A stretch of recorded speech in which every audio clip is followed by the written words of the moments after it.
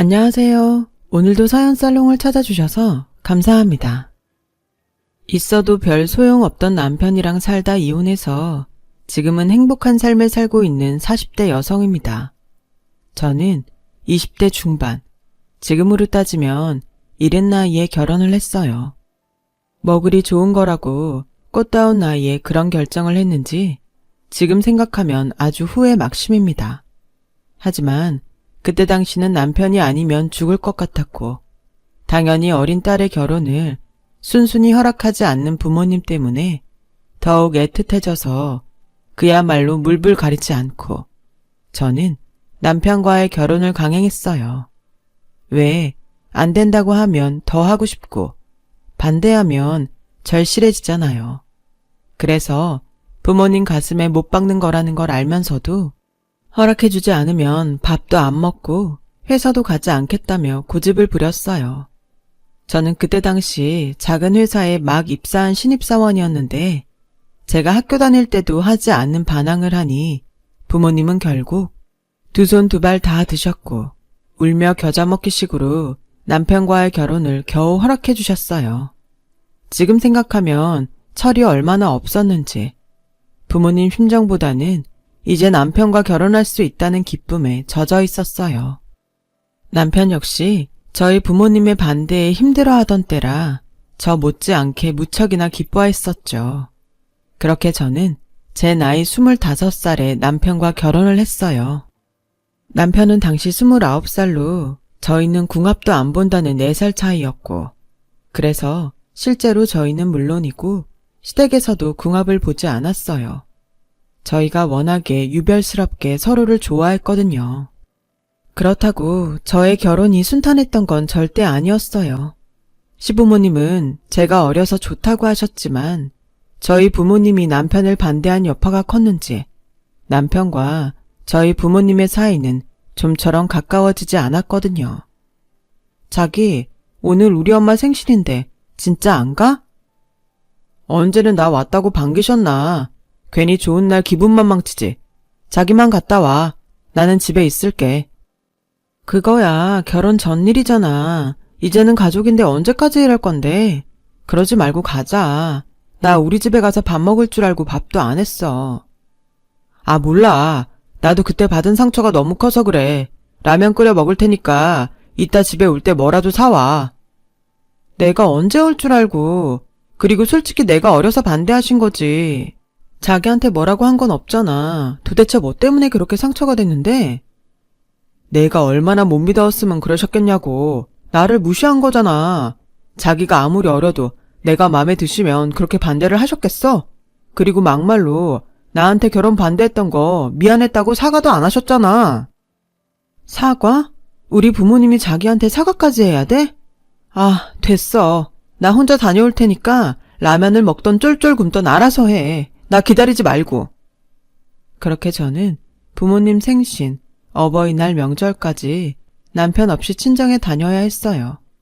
뭘 그렇게 상처를 받았다고 남편은 자기를 무시했다며 자기야말로 저희 부모님을 무시했고 저도 점차 그런 남편에게 더는 저희 친정일로 말을 꺼내고 싶지 않았어요. 어차피 서로 기분만 나쁠 게 뻔했으니까요. 이번에도 너 혼자 왔어? 네 언니는 남편의 애까지 줄줄이 오는데. 그이가 요즘 사업 때문에 바빠. 아빠는 아빠 생신 선물 사왔는데 그이가 못 와서 대신 선물로 드리라고 했거든. 아빠 여기 있다. 백서방한테 고맙다고 전해줘. 원래 사업하는 사람은 바쁜 게 제일이야. 너는 백서방 몸축나지 않게 잘 챙기고. 뭐야, 매제 또 안 왔어? 무슨 사업을 얼마나 크게 하길래 매번 못 와? 언니가 좀 이해해줘. 바쁘니까 그렇지. 그래, 못 오는 백서방 마음도 그렇게 편하지 않을 텐데 그만들 해라. 오늘 네 아빠 생일인데 딸들이 다투기나 하면 되겠어? 아, 그래. 오늘 네 아빠 생일인데 우리끼리라도 즐겁게 있자. 얼른들 와. 국 식겠다. 지금도 그때를 떠올리면 마음이 아파요. 차라리 정말로 남편이 바쁘기라도 했다면 좋았을 텐데 선물은커녕 부모님 용돈 한번 챙겨주지 않았던 남편에게 저도 조금씩 서운한 마음이 쌓여갔어요. 그래도 결혼 초에는 제가 시부모님에게 잘하면 그 사람 역시도 차츰차츰 풀릴 거라고 생각했는데 1년이 지나고 2년이 지나도 남편은 달라지지 않았어요. 오히려 제 마음이 달라졌죠. 제가 이렇게 노력하는데 무슨 상처를 얼마나 많이 받았다고 저러는지 서운한 마음이 미움으로 번져갔어요.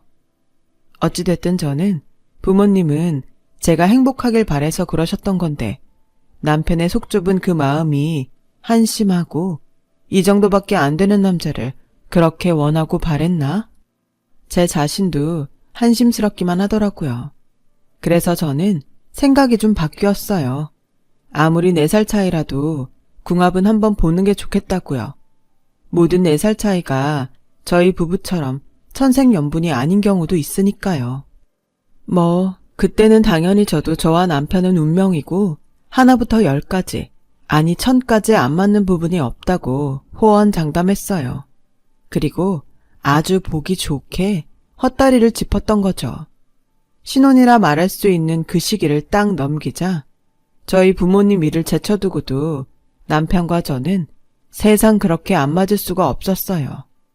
옷을 개는 방법이나 또 식사하는 방법 같은 정말 별스럽지 않은 사소한 것부터 앞으로 어떻게 무엇을 위해 살고 싶은지 같은 큰 방향까지 저희 부부는 맞지 않는 구석이 더 많았었죠.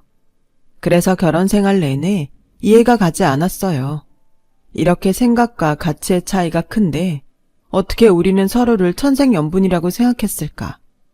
그래서 한 번은 남편에게도 물어본 적도 있었는데요.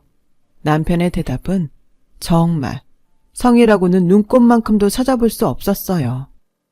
요즘 한가해? 무슨 그런 고민 같지 않은 고민을 하고 있어. 그때는 그랬고 지금은 아닌 거지. 지금은 아니라고? 그럼 앞으로는? 무슨 그런 무책임한 말이 다 있어. 말꼬리 잡는 거 보니 또 시작이다. 그게 뭐가 중요해. 너랑 나 잘 먹고 잘 살면 그만이지. 사는 거 다 똑같다. 배부른 소리 그만하고 나 이번에 대박 정보 하나 얻었거든? 돈 좀 있어? 이번에 투자하면 너나 나 한 방에 돈방석에 앉을 수 있어. 어쩌면 남편의 말이 맞을 수도 있어요. 하지만 저는 남들이 볼 때 똑같이 잘 사는 것보다 제가 만족하고 잘 사는 것이 더 중요했고 더 중요한 건 남편이 말한 대박은 제가 남편이랑 살면서 단 한 번도 오지 않았다는 거였어요. 저나 남편이나 손에 넣을 수 없는 꿈을 꾸고 있었던 거죠. 그리고 불행한 결혼 생활에 또 다른 이유가 있었는데 그건 바로 보수적인 시부모님의 시집살이였어요. 결혼 당시 남편과 마찬가지로 저희 부모님이 당신의 아들을 반대하는 것이 불만인지 제가 젊고 어리다고 좋아하셨던 시부모님은 제가 배운 것도 하나 없이 시집을 왔다며 하나하나 지적을 하고 저희 부모님은 저한테 뭘 가르쳤냐며 점점 도를 넘어서는데 저도 바보가 아닌 이상 그런 말을 하는 시부모님과 잘 지내기는 힘들었어요. 결국 결혼 2년을 꽉 채울 즈음엔 남편과 시부모님 그 누구하고도 잘 지내지 못했고 거기에 설상가상으로 철없는 시누이까지 저는 점점 행복하지 않은 결혼 생활에 지쳐갔어요. 시누이는 남편과 8살 차이가 났고 저희 부부보다 결혼도 일찍 했는데 걸핏하면 카드값이 부족하다고 남편에게 돈을 달라고 찾아왔어요. 막내라 그런지 늦둥이라 그런지 시부모님과 남편은 시집간 시누이를 금이야 오기야 애지중지했고 당시 21살에 사고 쳐서 결혼을 했는데 육아는 뒷전이고 늘 감당도 못하면서 백화점 쇼핑을 했어요. 그래서 한 번은 남편에게 시누이에게 돈을 주는 걸 그만두는 게 좋겠다고 말을 한 적이 있는데요. 남편은 저에게 불같이 화를 내며 이렇게 말했어요. 내가 벌어서 내 동생 주는 건데 당신이 뭔데 그런 소리를 해? 내 동생이 당신 부모님처럼 당신한테 함부로 했어? 무슨 악감정이 있다고 그렇게 말을 하는데? 아니, 시집간 동생을 계속 저렇게 쇼핑 중독으로 둘 거야? 아가씨 저러는 거 자기 탓도 있어. 그리고 언제까지 우리 부모님 들먹일 거야? 뭐가 얼마나 상처였길래 내내 그러는 건데? 당신 열등감 있니? 뭐? 열등감? 지금 말 다 했어? 내가 왜? 내가 자기보다 훨씬 돈도 많이 버는데 내가 뭐가 아쉬워서. 열등감? 그런 말 아무데나 갖다 붙이지 마. 그리고 내 동생 쇼핑 중독이라고? 다 능력 있는 오빠 믿고 그러는 거지. 당신은 뭐 그렇게 의지할 형제가 있어? 까칠하고 지밖에 모르는 언니밖에 없잖아. 뭐? 알았어. 자기가 번 돈으로 자기 동생 망친다는데 참견해서 미안하다. 누가 들으면 엄청 많이 버는 줄 알겠네. 상황이 이 정도까지 되니 저는 슬슬 고민이 되기 시작했어요. 내가 원하던 결혼은 이게 아니었는데 고작 이렇게 살려고 그 난리를 치고 결혼을 했나? 어디에 말도 못하고 속으로 끙끙 앓았어요. 혹여 제가 어디에 하소연이라도 하면 그거 봐라, 고소하다, 그럴 줄 알았다 라는 말을 듣게 될까 무서웠거든요. 그러면서도 슬며시 이혼 생각을 하긴 했어요. 주변의 시선도 시선이지만 더 이상 이 남자와 행복할 수 없다면 저를 위한 선택을 해야 하지 않을까 고민을 했었죠. 하지만 차마 부모님을 생각하면 그럴 수도 없었어요. 어떤 마음으로 내키지 않은 결혼을 허락하셨을지 제가 너무 잘 알고 있었으니까요. 그리고 그런 고민을 할 즈음 마치 저의 이혼을 반대라도 하듯 아이가 찾아왔어요.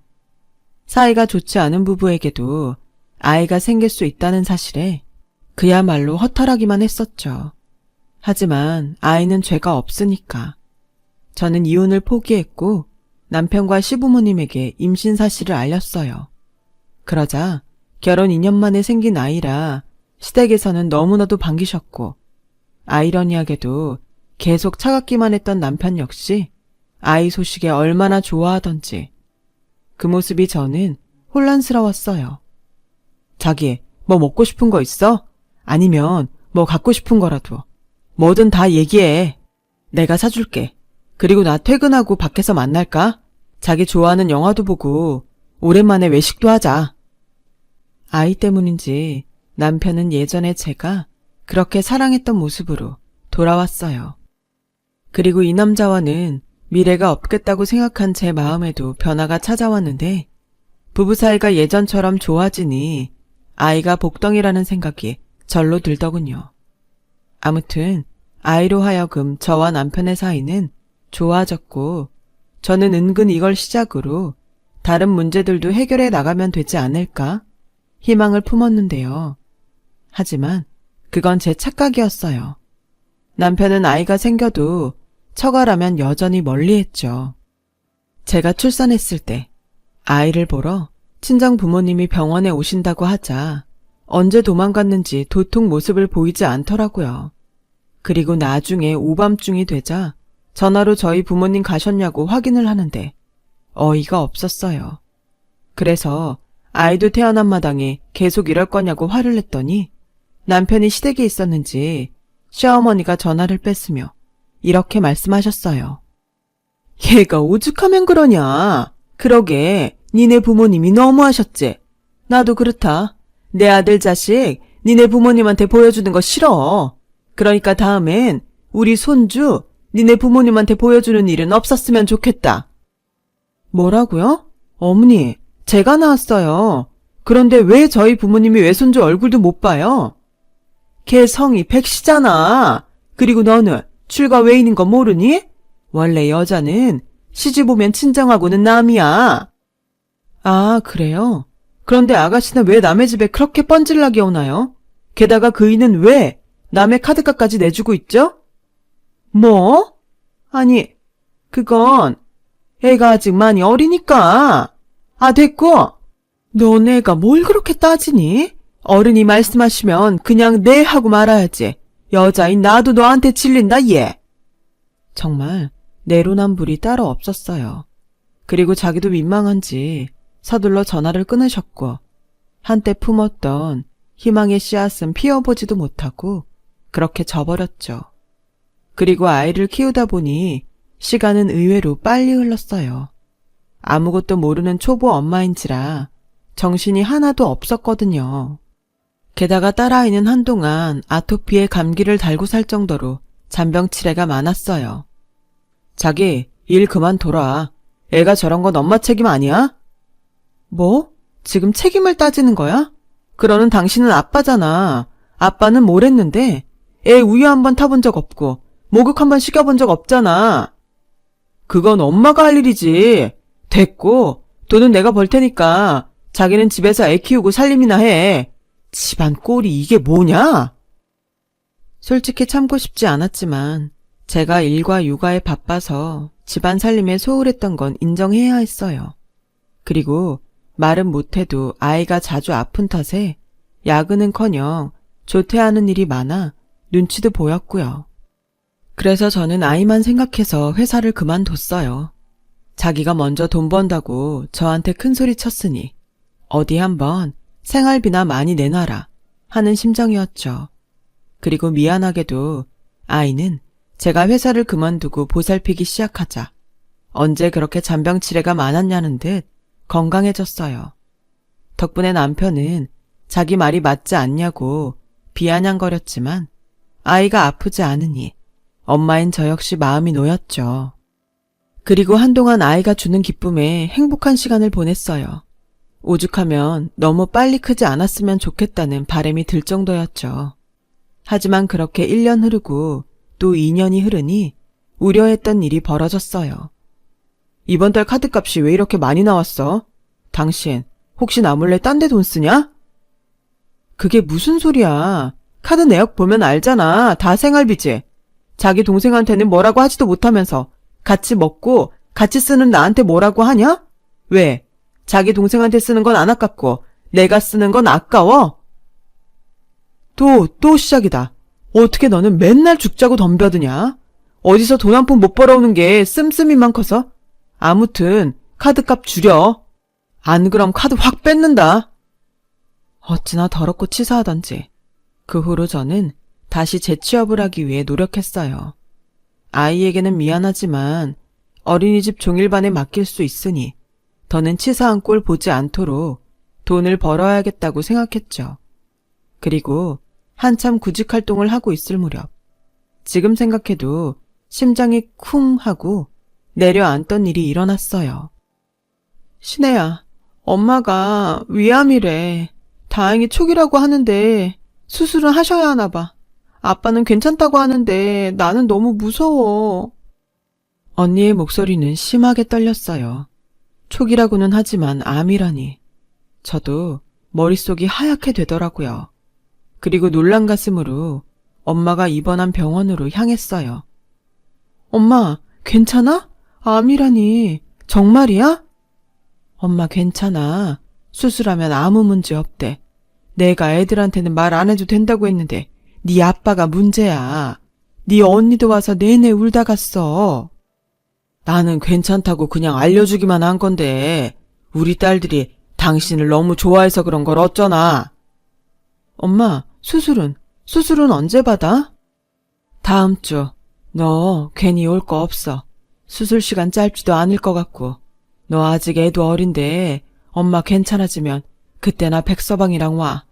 백서방 얼굴 너무 못 봐서 엄마가 보고 싶다. 엄마 아들도 아닌데 뭐가 보고 싶다고. 사위도 자식인데 당연히 보고 싶지. 큰 사위야 워낙에 자주 보니까 괜찮지만 우리 막내 사위는 엄마한테는 아픈 손가락이잖아. 지금 생각하니까 엄마가 좀 잘해줬어야 했는데 미안해. 저는 엄마의 말에 그만 눈물이 터지고 말았어요. 그 망할 사위는 지가 당한 것만 생각하는데 우리 엄만 그걸 여태 마음에 담아주고 미안해하고 있었다니. 전부 제 탓인 것 같아 속이 상했어요. 저는 제가 할 수 있는 일이 엄마 곁을 지키는 것밖에는 없는 것 같아 남편에게 전화를 걸었고 남편은 바쁜지 전화를 받지 않아 문자로 엄마의 소식과 함께 아이를 대신 좀 어린이집에서 데려와서 보고 있으라고 부탁을 했어요. 거의 처음 해보는 부탁이었는데 아무리 막대먹은 남편이라도 이런 상황이면 당연히 도와줄 거라 믿었어요. 하지만 어머니, 하은이 언제 데리러 오시나요? 네? 하은이 아빠 아직 안 갔나요? 네, 지금 하은이 혼자 원에 있는데 저도 퇴근을 해야 해서. 시간은 벌써 밤 8시가 되어가는데 저는 죄송하다는 말을 수십 번 하고 어린이집으로 향했어요. 가는 동안 남편에게 계속 전화를 했지만 남편은 받지 않았고 저는 무슨 일이 있나 걱정도 되더군요. 글쎄, 제가 아이를 데리고 집에 가자 남편은 지 혼자 짜장면과 탕수육을 시켜 먹고 다 먹은 빈 그릇도 치우지 않은 채 팬티바람으로 TV만 보고 있는 거 있죠. 내 문자 못 봤어? 아니, 이러고 있을 거면서 왜 전화도 안 받는데? 왜 오자마자 신경질이야? 전화 받아봤자 좋은 소리 하지도 않을 거 아니까 안 받았지? 아니, 어떻게 그래? 난독증 있니? 우리 엄마 위암이라고. 애 좀 나 대신 데리러 가라고 했잖아.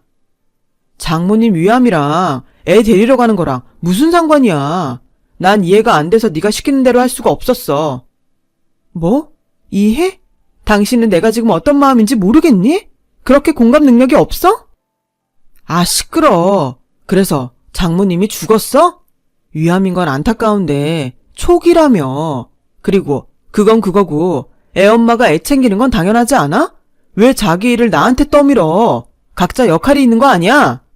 그리고 제발 자기 부모님 일은 자기가 알아서 하자. 왜 남의 아들한테 그래? 부탁이니까 니네 부모님 일에 나 좀 끼워 넣지 마. 우리 이참에 각자 부모님은 각자 챙기는 걸로 하자. 우리 부모님은 내가 알아서 챙길게. 자기도 사이면서 진짜 너무하다. 그래 좋아. 앞으로 나도 자기 집에 신경 쓰지 않을 테니까 당신이 바라던 대로 각자 알아서 하자. 저런 인간한테 내가 뭘 바라니?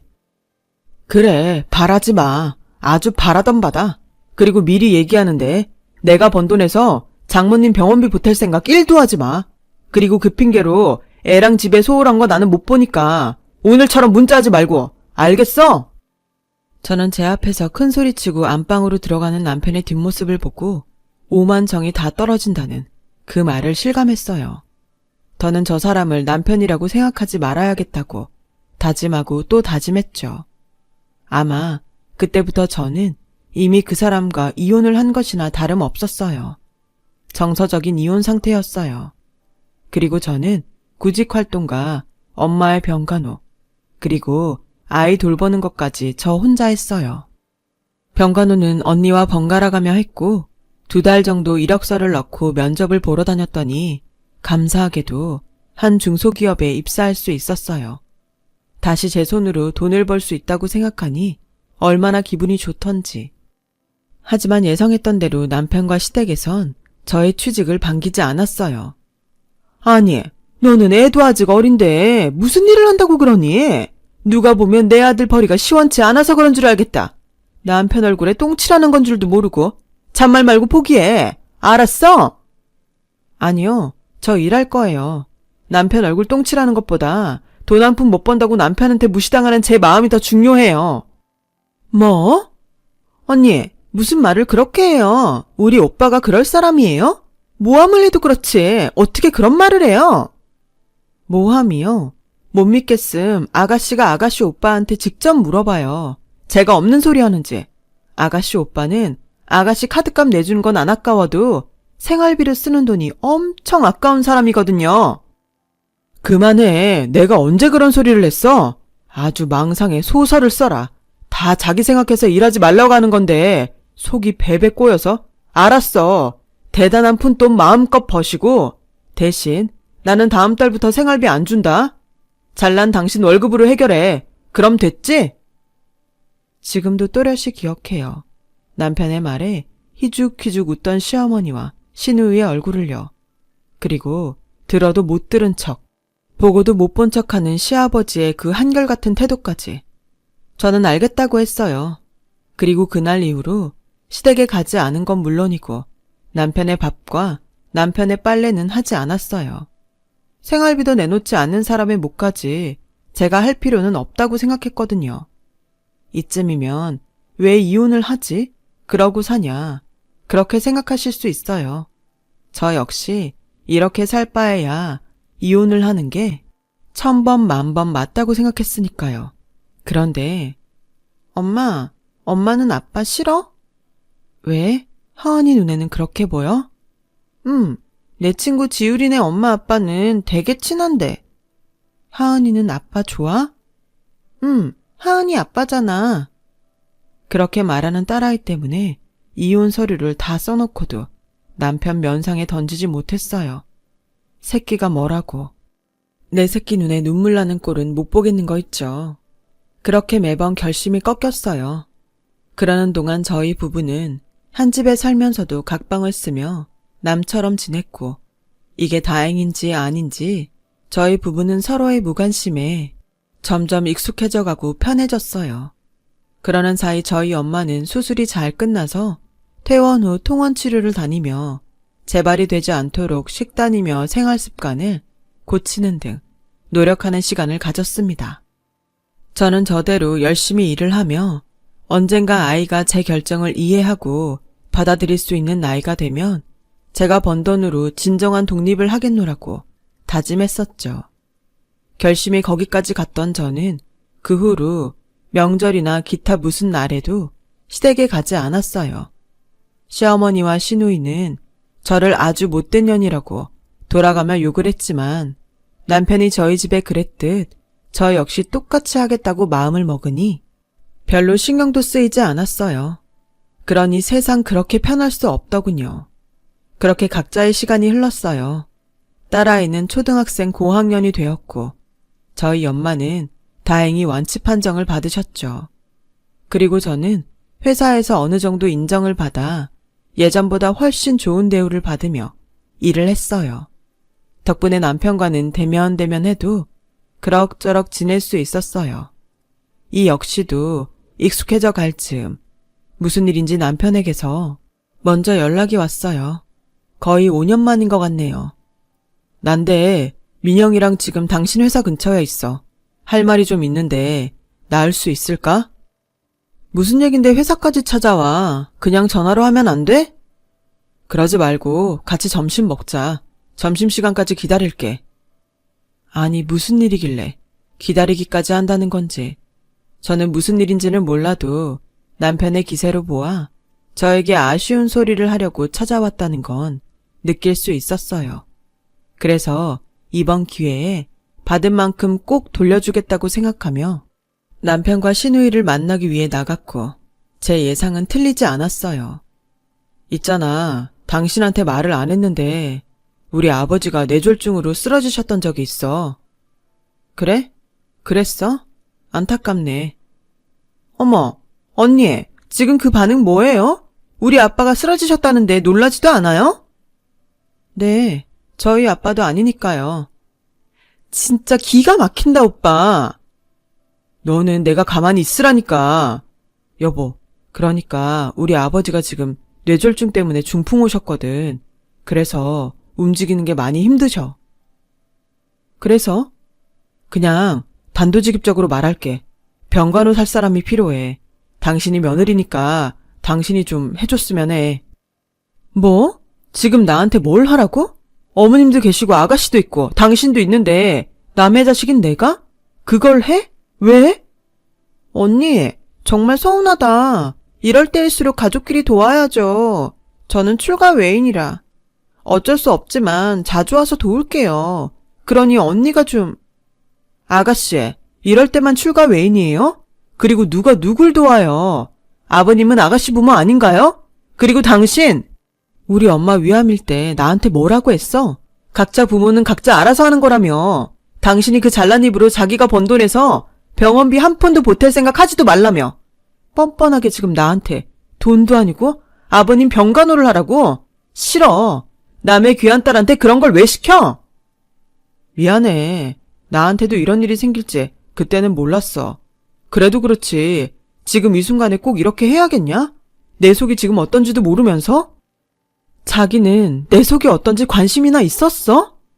아무튼 나는 남의 부모 병간호할 마음 추호도 없으니까 돌아가. 저는 그렇게 말하고 회사로 돌아왔어요.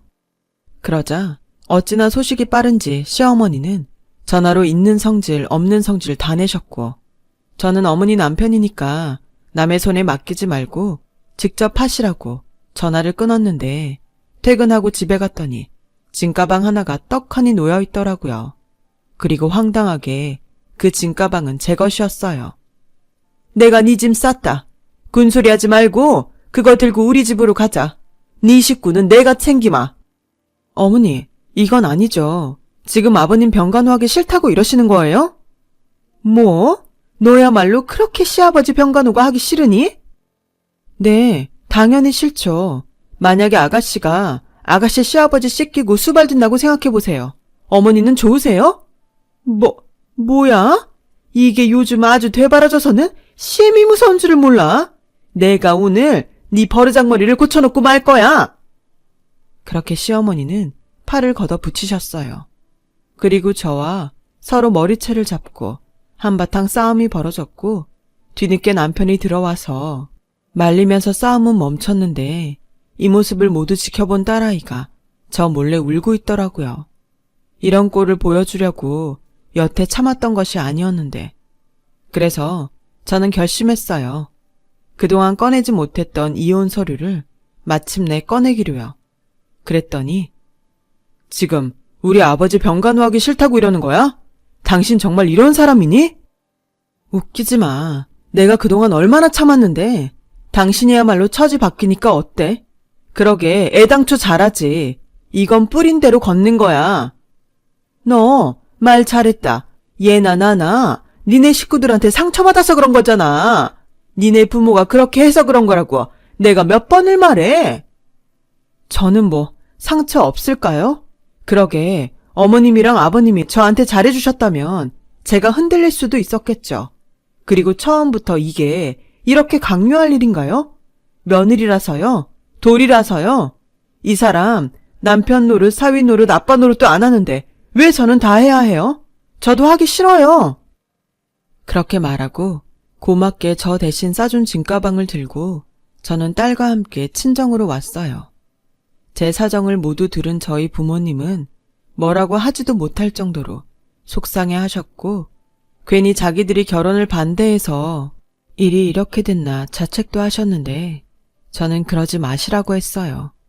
그 일이 아니어도 남편과 그 집 사람들은 분명히 다른 어떤 이유를 만들어 똑같이 했을 것이 분명했으니까요.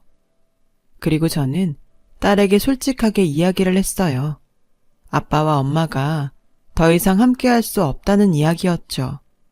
그랬더니 제 걱정과 달리 딸은 어른스럽게 저에게 이렇게 말해줬어요. 나도 엄마랑 아빠가 서로 사랑하지 않는다는 건 알고 있었어. 그리고 엄마랑 아빠가 싸울까봐 무서웠고. 그래서 나는 엄마의 선택을 존중해. 나는 엄마가 행복했으면 좋겠으니까. 그 말에 어찌나 눈물이 나던지 딸아이가 고맙기도 하고 미안하기도 했어요. 하지만 어린 딸보다도 못한 남편은 자기가 왜 이혼을 하냐며 합의 이혼을 거부했고 저는 언니의 도움으로 변호사를 통해 이혼 소송을 하게 되었는데 진흙탕도 이런 진흙탕이 없더군요. 하지만 저는 포기하지 않았어요. 결혼을 간절히 바래서 했듯 이혼 역시 간절했으니까요.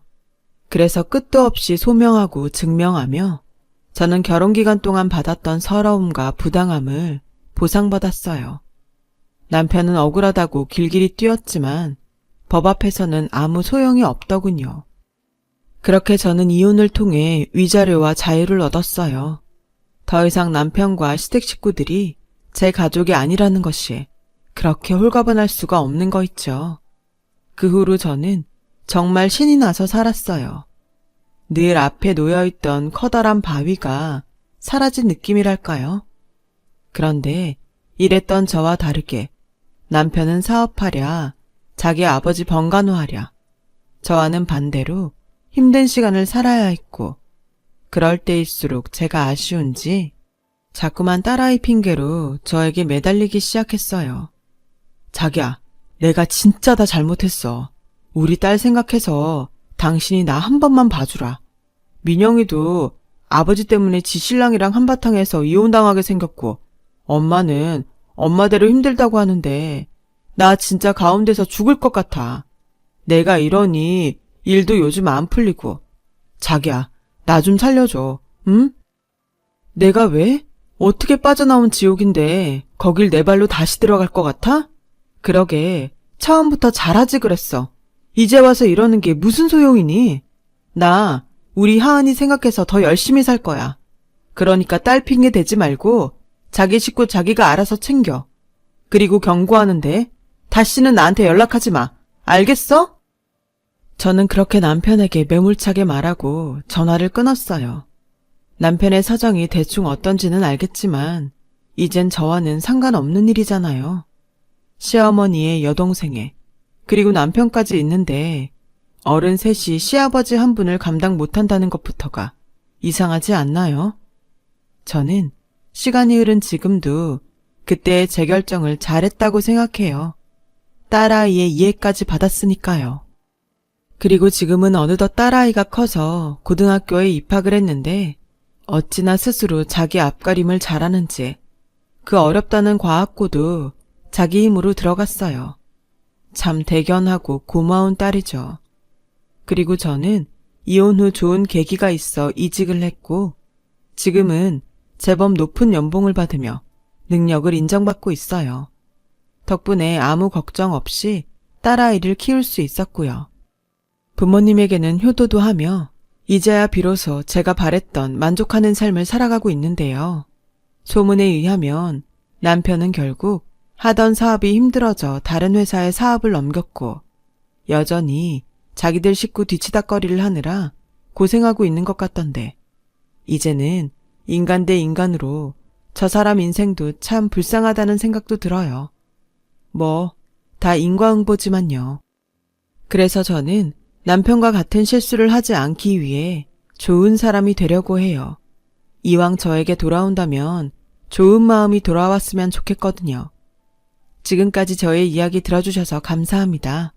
서로 존중하며 좋은 사람들과 함께하는 오늘이 되셨으면 좋겠습니다. 여러분, 사연 댓글에 응원과 현명한 조언 부탁드려요. 좋아요와 구독은 저에게 큰 힘이 됩니다. 오늘도 좋은 일 가득하세요.